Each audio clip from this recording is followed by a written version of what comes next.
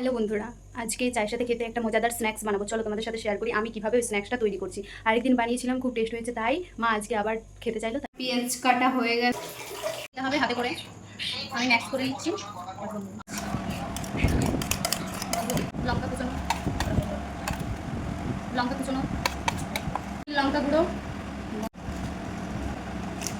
জিরা গুঁড়ো, ধনে গুঁড়ো, মতো কর্নফ্লাওয়ার দিতে হবে। এটা তৈরি এরকম হবে। চামচ কর্নফ্লাওয়ার দিলাম, ম্যাগি মশলা,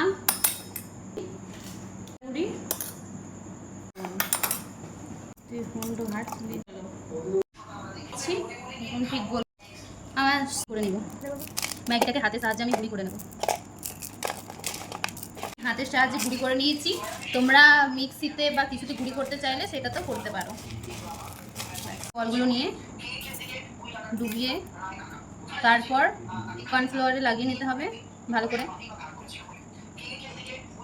ফির আবার ডুবিয়ে তারপরে ম্যাগির মধ্যে দিয়ে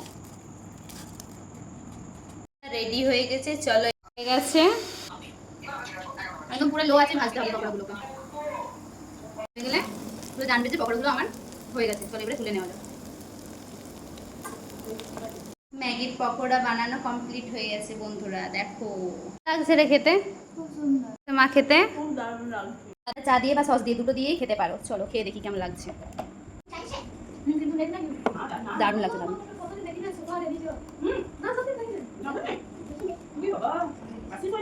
দারুণ লাগছে, দারুণ।